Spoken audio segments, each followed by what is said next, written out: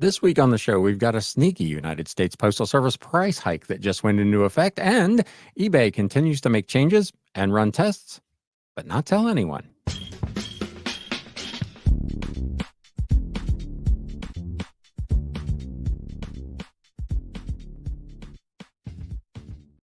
What is up, Galaxians? Welcome to episode number 253 of the Galaxy CDs Rocks and Flips Reseller Talk podcast. My name is Ryan, and this channel is all about the flip life. We have got a massive bunch of reselling news to go over this week. There is a lot going on. We talked about on Wednesday the eBay Summer Seller Update, and there were some additional things that were added later that day, one of which at least we're going to go over in this episode today. So we'll get to all of that. At the back end of the show, we'll have a pretty small what sold recap, might be half a dozen things or something like that. If you follow me over on Instagram at Galaxy CDs Rocks, you already know it was not a particularly busy week here at the Galaxy, though, to be fair, I did close out a record June, so I will definitely take that. But we've got a bunch of stuff to get into, so let's stop messing about and get right into it. News updates.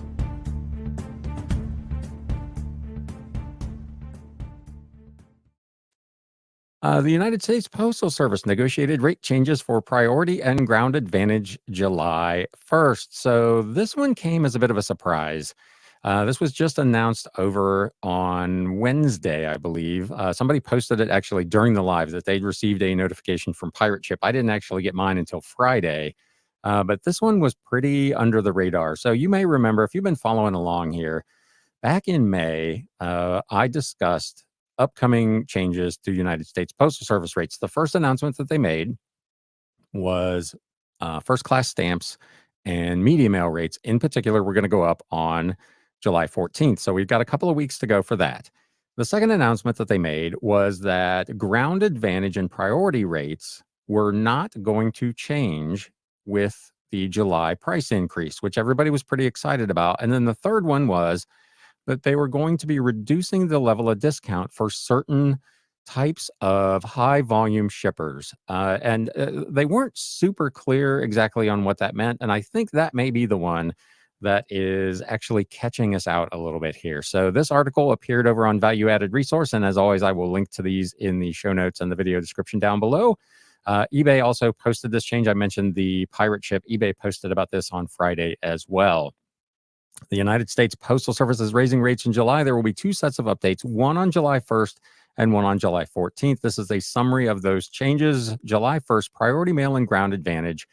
Those rates will increase for most shipments up to 10 pounds. The increases, of course, are going to vary by weight and zone. You can check to see how these changes may impact your shipments on the eBay shipping calculator beginning July 1st. So here's the first problem of what's going to be many with this whole rollout of these changes. There's no way to know initially how much they're going to be until they're actually in place. I believe it may be in this article a little later. I believe Pirate Ship indicated that for Ground Advantage, rates could be going up just short of $3. And for Priority, I think it's just a little over $3. And of course, that's going to depend, as this says, on the weight and where that package is actually going, what zone it's going to.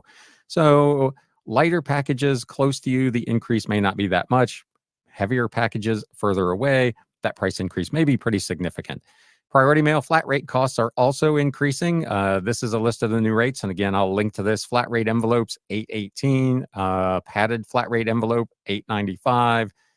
Flat rate boxes, $8.71, $15.19, and $20.69, which is a bunch, unless you've got a small but very dense, heavy item.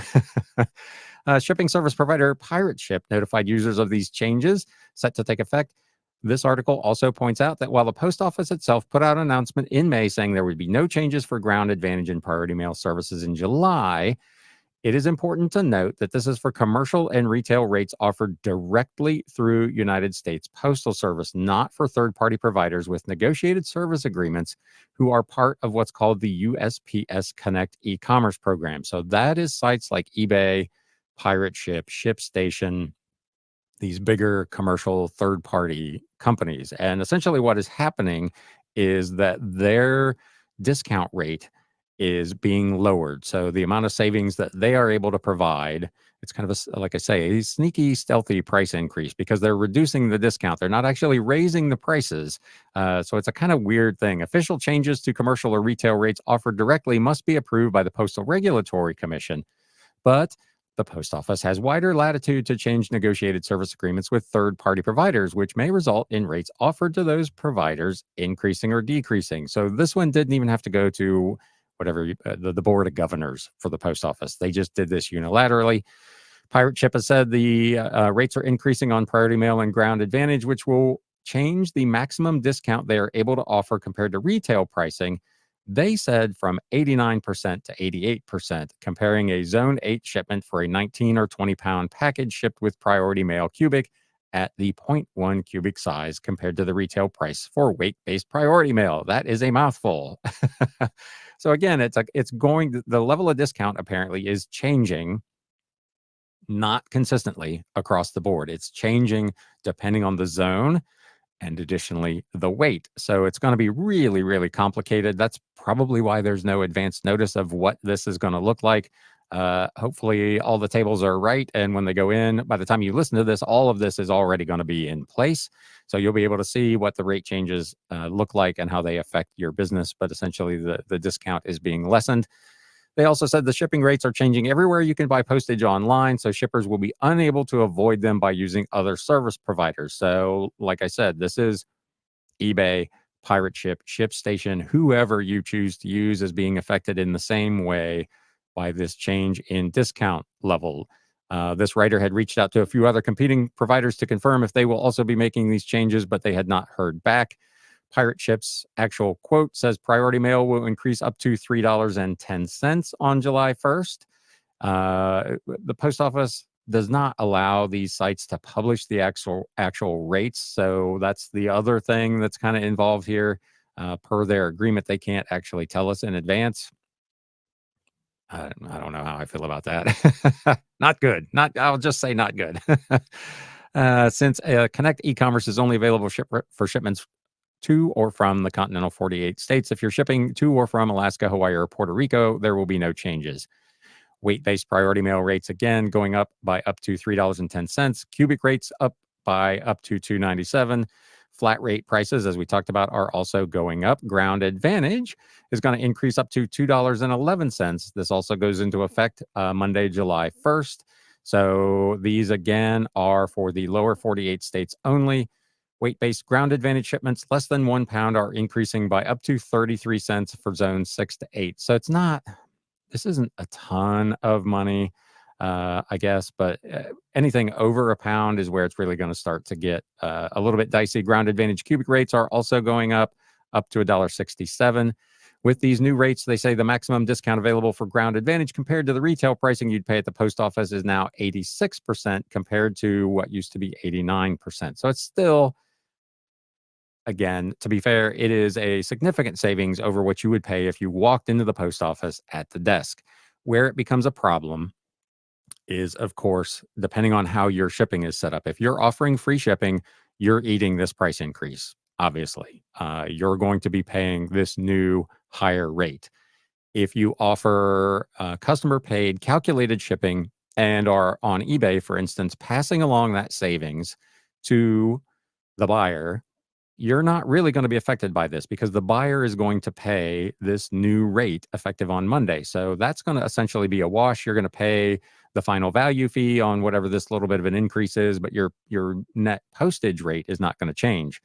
However, if you're like me and you offer calculated shipping, but you charge the customer the retail rate, you, like the person who offers free shipping, are going to eat this increase because the retail rate is not changing.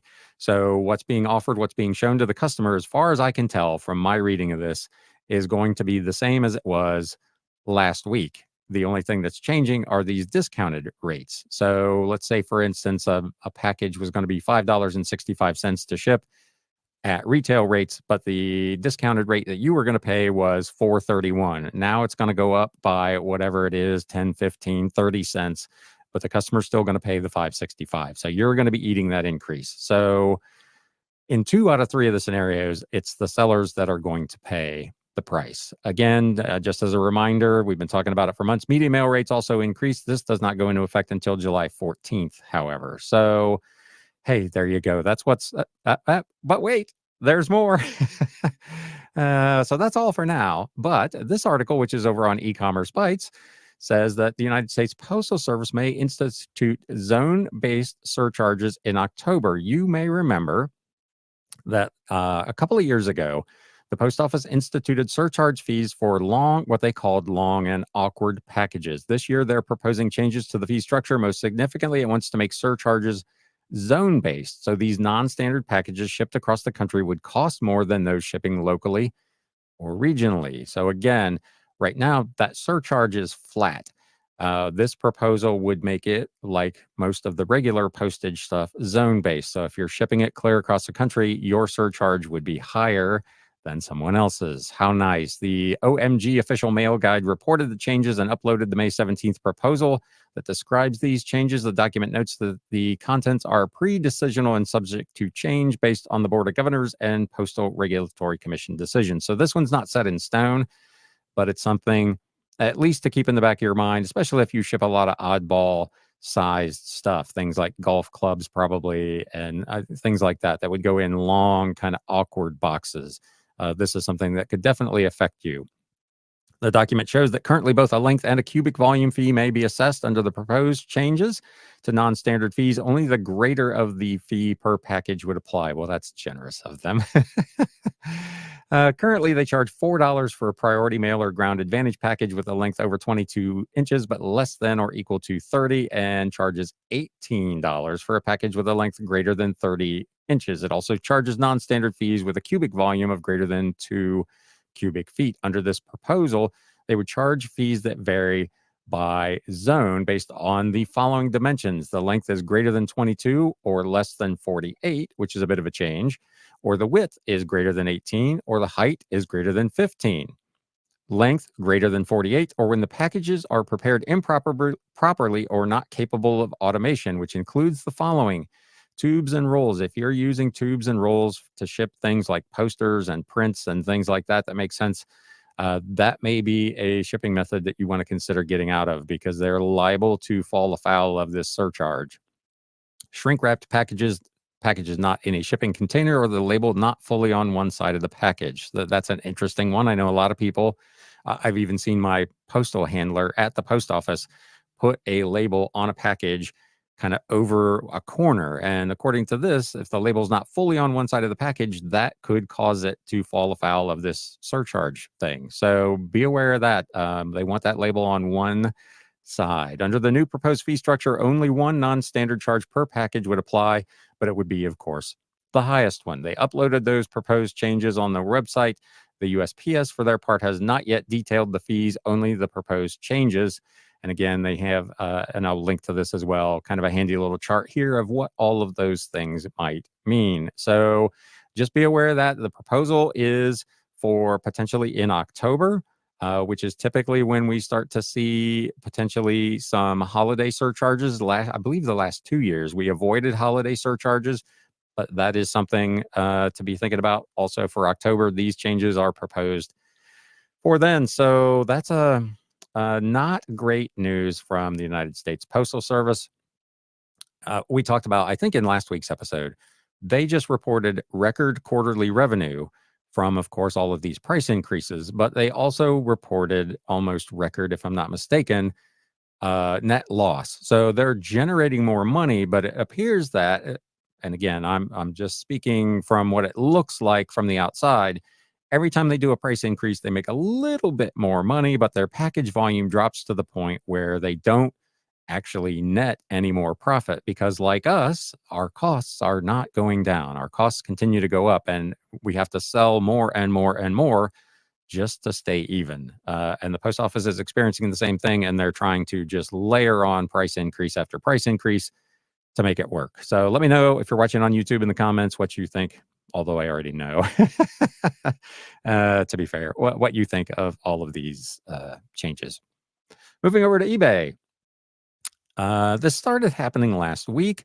Midweek, I noticed that I think on Wednesday, eBay is not showing seller IDs in search results. This article asked The question, is it another glitch or is it some kind of a test? This was updated on the 27th. We finally have an answer, though it's not what many sellers wanted to hear, and a lack of clarity even from eBay staff only raises more concerns.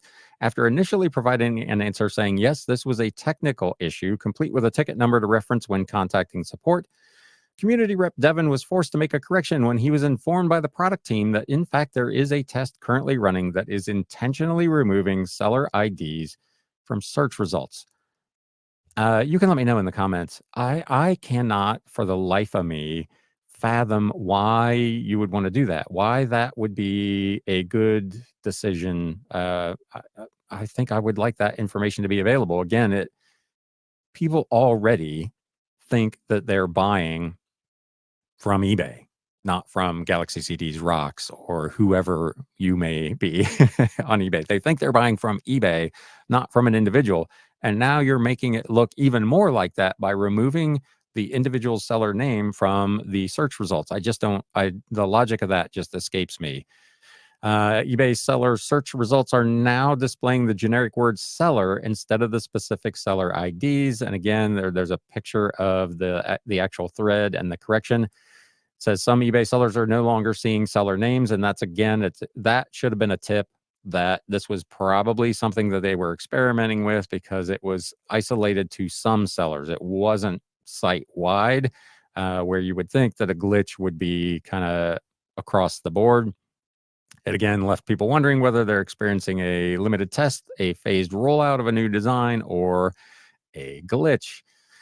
Starting from today, eBay search results no longer showing seller ID, only the generic word seller. Clearing cookies and cache, trying a different browser did not produce different results for those who were experiencing the issue, nor did changing the sort to things like lower price plus shipping. All results simply showed the word seller with a feedback percentage and a number next to it rather than displaying the actual name. Let me know if this is something that you saw. I don't spend a lot of time on the eBay desktop. I'm almost always on mobile. The writer of this article was able to replicate the issue in both Firefox and Chrome, testing both logged in on 2 different accounts and in incognito mode. So it was definitely across the board.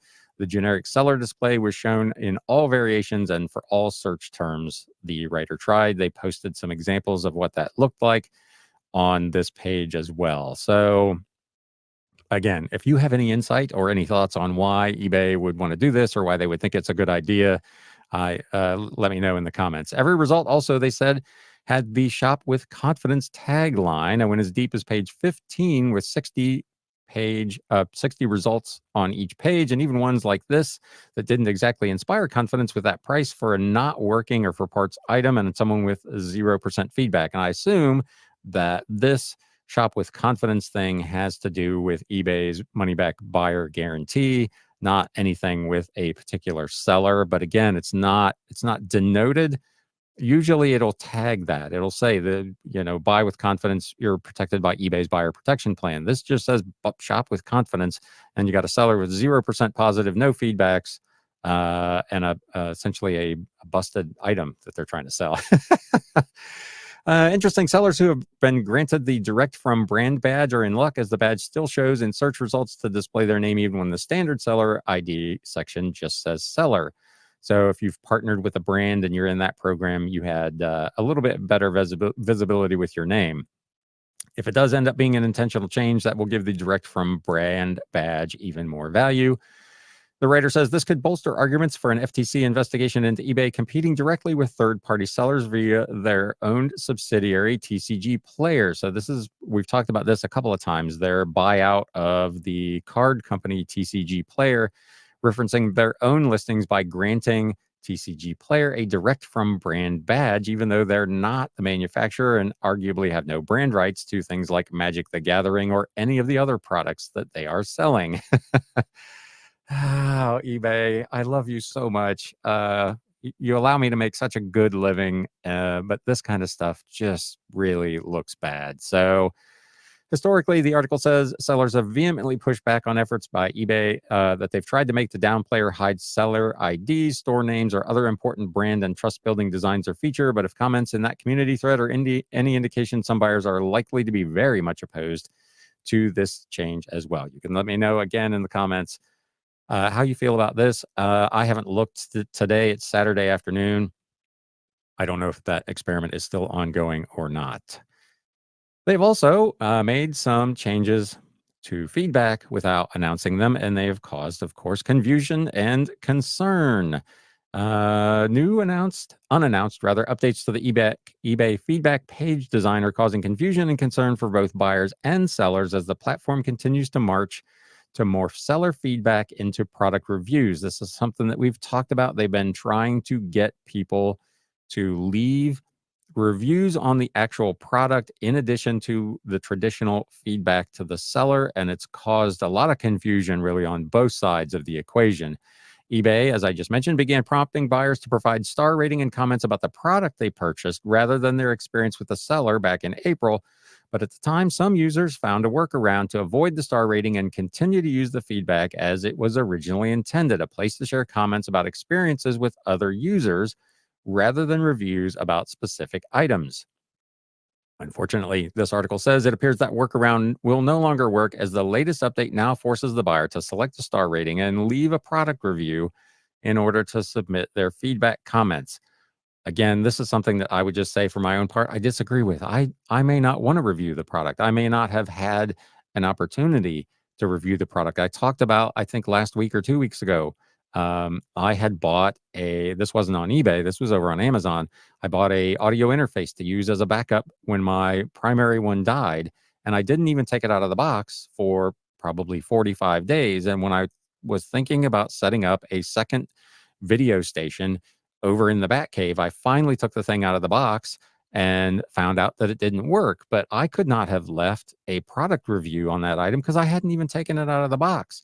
I could have left review on the seller that I got the item really quickly, and it was it was new in the box, so it was as described as far as I knew. It just happened that it didn't work, but I didn't know that. So this one just really doesn't make sense to me either, to be fair. Users took to the eBay community today to share their frustration with these changes on the buyer side, as well as a newly designed feedback page on the seller side that curiously leaves out some very important information. A pop-up now appears if you had feedback comments that you always used. You can no longer access the quick autofill list that browsers had saved for you.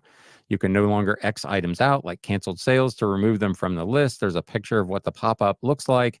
With the change switching to a pop-up, there's no longer a quick option for a seller to leave a lot of feedback at once unless they use automatic feedback, which is what I do. I do sometimes 100 or more transactions a week. I'm not trying to manually leave feedback for all of those. So mine is set up that as soon as a customer pays, I leave them positive feedback.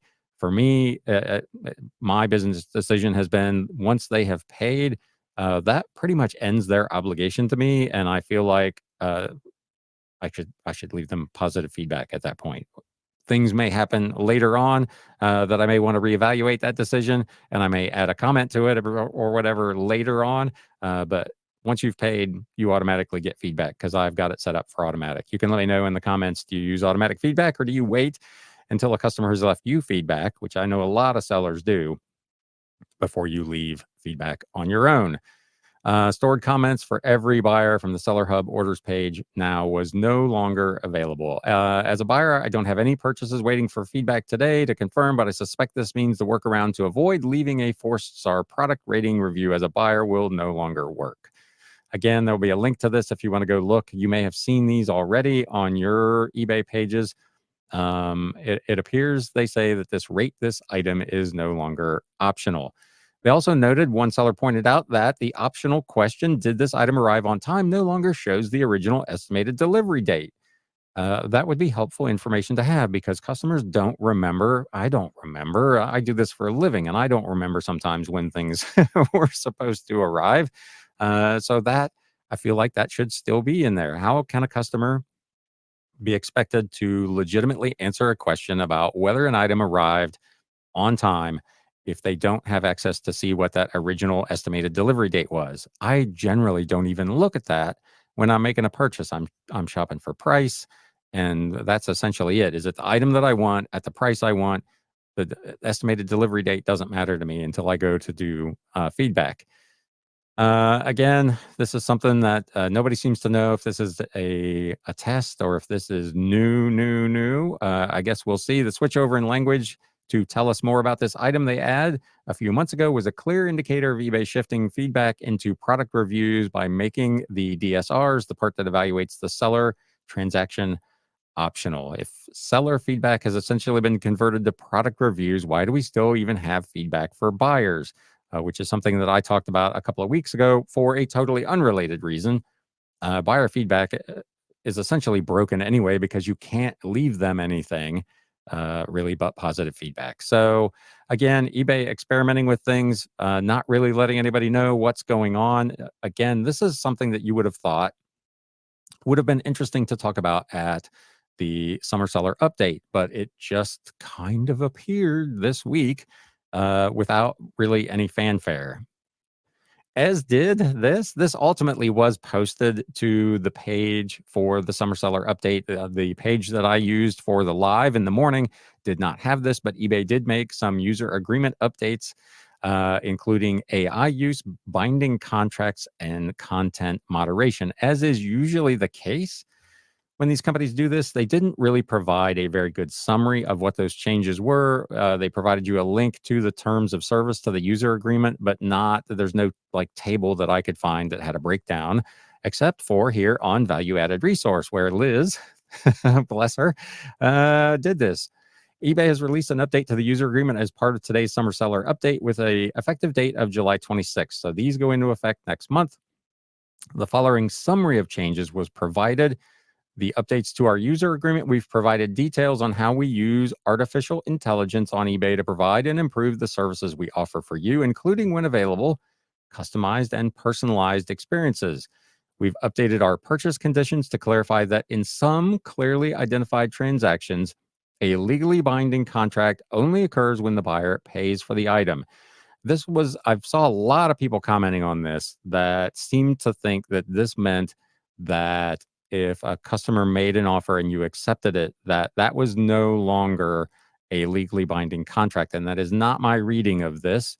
My understanding is that this is for specific items where it is specifically spelled out that a legally binding contract only goes into force once the item has been paid for. This is for specific items. This is not a general wide ranging change to the policy. So just be aware of that. We describe additional types of conduct and content that are prohibited when using eBay services. You're encouraged to read the entire updated agreement carefully, but who is going to do that? So we're going to summarize it here for you. Thanks to Liz over at Value Added Resource. Use of AI. eBay added a section to the agreement calling out various uses of AI on the platform. And of course, disclaiming any guarantee of availability or the accuracy of those tools. They said we may use artificial intelligence or AI-powered tools and products to provide and improve our services, to offer you a customized and personalized experience, to provide you with enhanced customer service. I will reserve comment on that one, and to support fraud detection. Availability and accuracy of these tools are not guaranteed. Prohibited conduct and content. They added some additional language saying, in addition to false, inaccurate, misleading, deceptive, defamatory, libelous, or illegal content, users also agree not to provide content that is, quote, inappropriate, harmful, or violates and or infringes on the rights of others. She laid out here essentially the old version that said, you will not post false, inaccurate, misleading, deceptive, defamatory, libelous, or illegal content. The new one says, you will not provide us with content that is false, inaccurate, misleading, deceptive, defamatory, libelous, illegal, inappropriate, harmful, or violates and or infringes on the rights of others.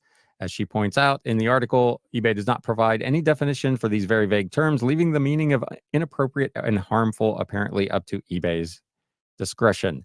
This is something that I've noticed over the last couple of years with these terms of service. They are simultaneously becoming much, much more specific in some areas about things that you can and cannot do, while at the same time becoming much, much more vague in things like this, where they are allowing themselves broad latitude to make decisions on whether your actions or your postings or whatever infringe on their agreement. I, I'm no lawyer, obviously, but this is obviously set up, as most of these things are, to protect eBay, not to protect you necessarily as either a buyer or a seller.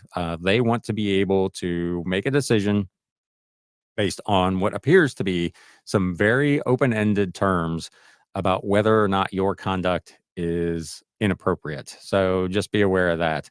While it avoids taking aim at a specific political or hot button issues, eBay is likely to run into the same problem with this update as Etsy's recent changes to their prohibited items policy. And there's a link to that article from some time ago as well.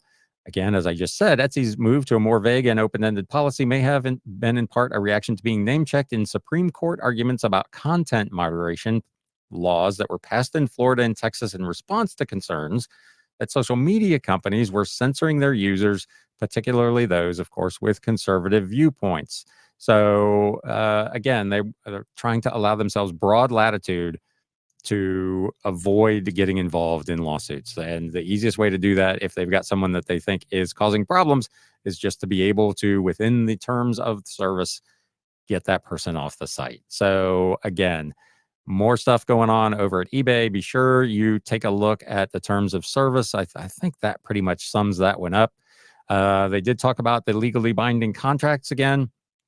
The old version said you enter into a legally binding contract to purchase an item when you buy the item, commit to buy the item.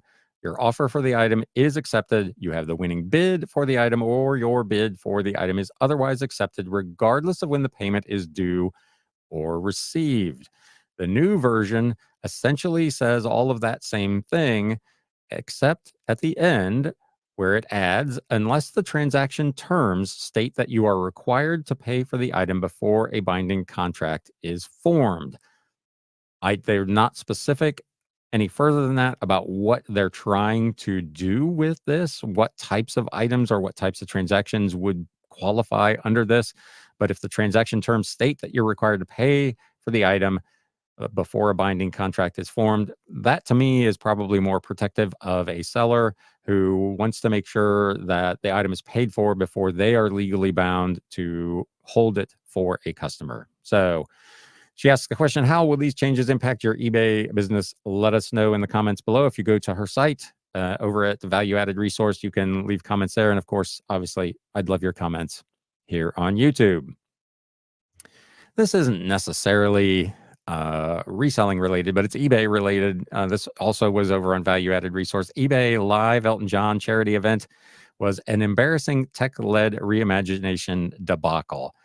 ER's PR machine, they said, was working overtime today to promote a special Elton John AIDS Foundation charity live stream event auctioning off pre-loved clothing from the star to raise funds for HIV/AIDS awareness. But in classic eBay fashion, all the star power in the world wasn't enough to overcome almost 3 decades of tech debt and poor leadership.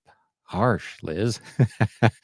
This Pride Month, Elton John is bringing his legendary wardrobe to eBay to benefit the Elton John AIDS Foundation, giving collectors and fans a once-in-a-lifetime chance to own a piece of fashion. Rocketman Resale will feature hundreds of items from his closet, including bespoke Gucci jackets, Versace robes, and so on. The auction was to begin June 27th. 100% of the sales will benefit the foundation.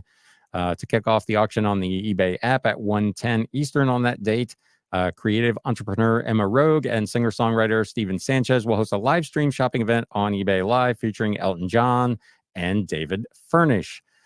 Theoretically, they were live in the room to kick off the event, but viewers, she says, could be forgiven for questioning that fact, as terrible pixelation, extreme lag, and buffering turned everyone on camera into unidentifiable blobs of color moving around on the screen. Let me know in the comments. Did you go? I didn't even know this event was happening until after it had taken place or not taken place, depending on what your point of view, I guess, is on that. I didn't see any of it. I don't understand. I mean, I've got just a StreamYard account and I don't have these problems. And eBay is supposedly one of the leading technical companies in the world. And yet they had what essentially sounds like it looked like old Real Player stuff from the 90s. Unreal. So there is a picture available if you go to the link. I don't know if you can see it real well on YouTube, but it is really, really bad. So again, this their CEO keeps talking about magical tech and all this stuff, and then they try to do something like this and just essentially screw the pooch, as they say, and it's just a bad look for them. So again, let me know, did you go and what was your experience? How bad actually was it? On to some better news. Whew, what a mess. eBay partners with a company called Liberis for business cash advance loans, which will fill the gap left by PayPal split. eBay has finally figured out how to fill the gap left when they lost PayPal working capital loans, introducing a new financing product through a company called Liberis that allows seller payback with a percentage of sales rather than a fixed monthly payment.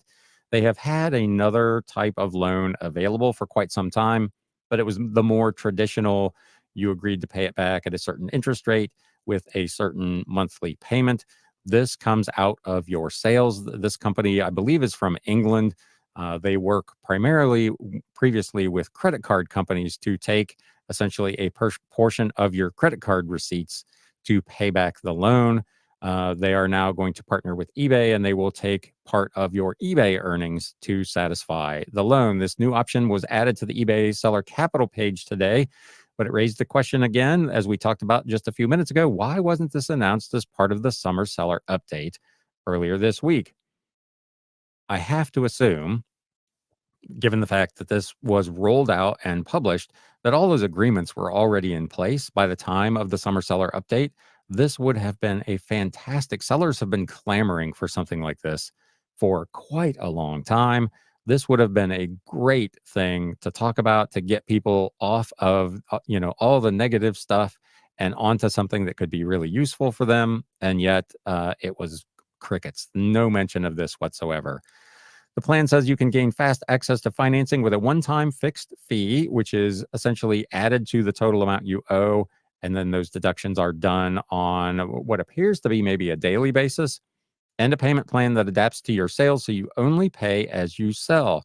They say you can get financing up to $1 million with these flexible payments. There are a few qualifications. You must have a sales history within the last 3 months on eBay.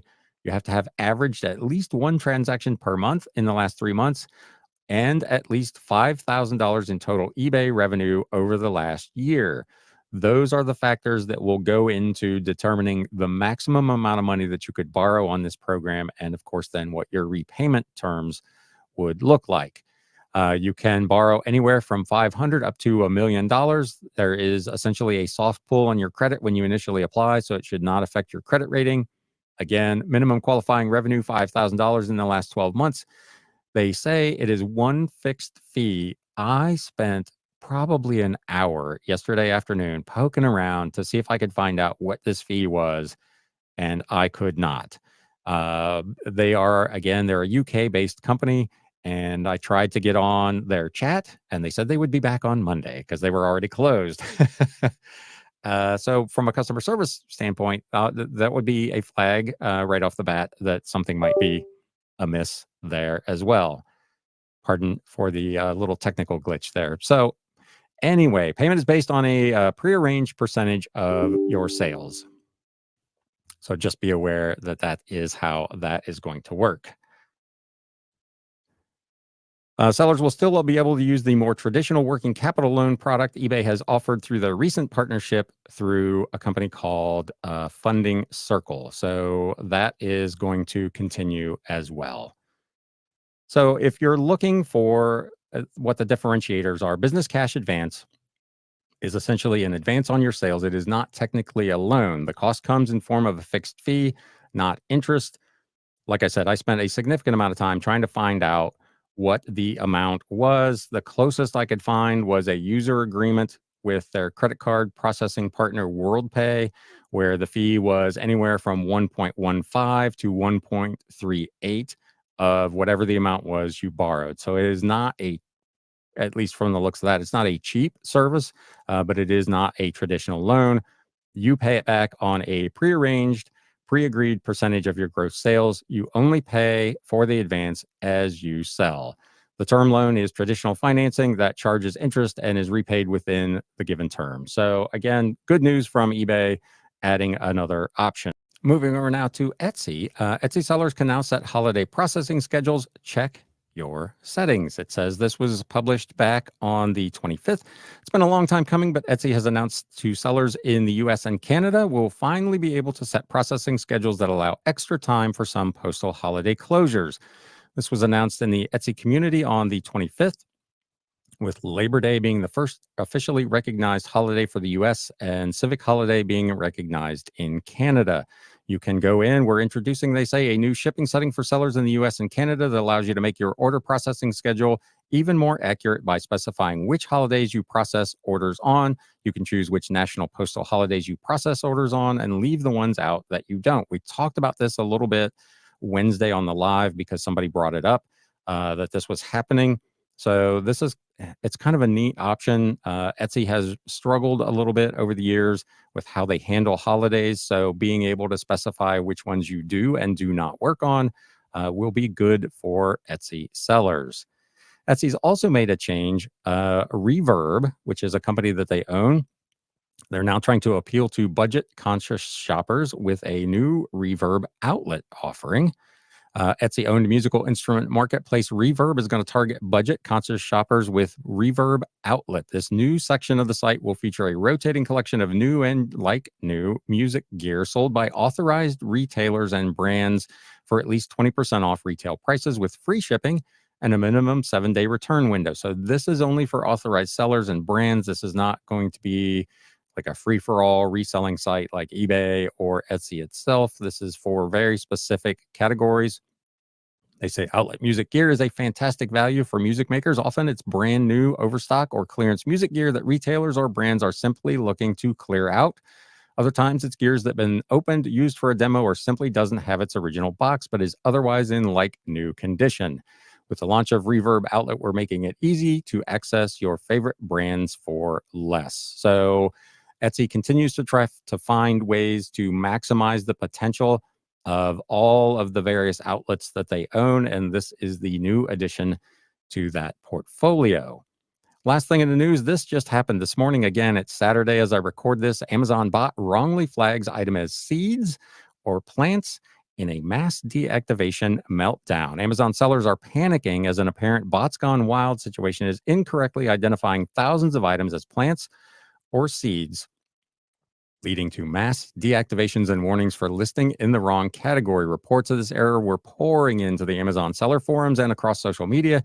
And of course, it couldn't come at a worse time as sellers are gearing up for not only the 4th of July, but for the upcoming Prime Day. The message says this product has been identified as a live plant or seed product that is listed outside the seed and plants or plant seed categories. This seller said, we're selling in women's apparel category and suddenly we're receiving restricted product policy violations. These products are not seeds. They're not plant-based. Please help me with this glitch. 250 plus products are flagged under this violation, and it is increasing minute by minute. The seller said they have thousands of ASIN in the same category. So my ceramic drawer knobs, said another seller, are being hit with bogus violations stating they are seeds and plants. I wish they were so I could plant them and grow them, not have to buy supplies anymore. I mean, come on, Amazon. What on earth is happening? These ceramic drawer knobs, not live plants or seeds. Your bots are cuckoo. As of the time of recording, there's no update to this, so I don't know. We'll see how this shakes out. I assume, obviously, that it is a massive, massive glitch in what's going on over at Amazon. Hopefully they can get it fixed because right now there's no recourse for the sellers because the products are listed as essentially being in the wrong category. They can't really even respond to these issues. So hopefully, it sounded like they've got until Monday to get these fixed. Hopefully Amazon is able to get this fixed and correct all of those problems before these things get permanently deleted. So what a mess this morning over at Amazon. That's going to put a wrap on the news. Let's get into this fairly brief What Sold segment.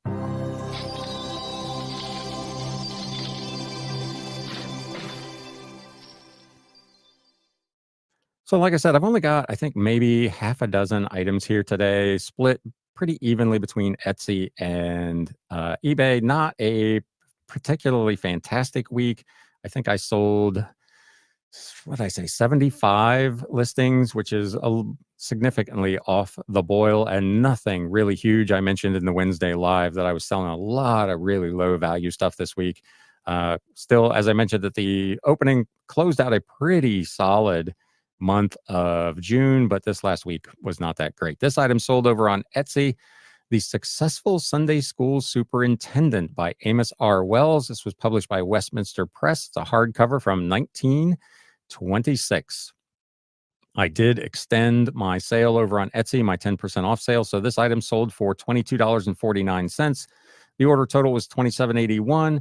Fees were $2.81. There was an offsite ad fee on this, unfortunately, of $3.99. Total cost ended up being $13.12. So this $22.49 item only netted me $14.69. Next up, this one was over on eBay. This is a fairly recent book that I picked up at the sale that I mentioned, where I picked up all of the old like science and technology books. Analysis, Volume 2 by Einar Hill. This was by Blaisdell Publishing in 1966. Really nice condition, illustrated hardcover. This sold on an outbound offer for $23.79 plus shipping. Order total was $31.95. I paid $4.62 in fees. Shipping was $5.61, which of course was paid by the customer. My cost of goods sold was $1.64. Total costs $13.82. So this $23.79 item netted me $17.53. Another one on eBay, a Bible. I picked this up at an estate sale, gosh, maybe 2 weeks ago for $2, I think is right. Yeah, $2. Holy Bible leather with clasp. This was undated, but it looked to be really like late 1800s or early 1900s. A lot of times you'll find these kind of leather Bibles that obviously had some sort of brass or metal clasp, but the clasp is broken off. This had its clasp and it still worked. So this was kind of a unique piece. I had it listed for, I think, $27.99. I received an offer of $25, which I accepted. The order total was $31.97. I paid $4.70 in fees. No, whatever the new term is, promoted general, whatever. I can't even remember from Wednesday, the old promoted standard. So my total costs were $13.67, including the $2 cost of goods sold. Net profit on this $25 sale was $18.30.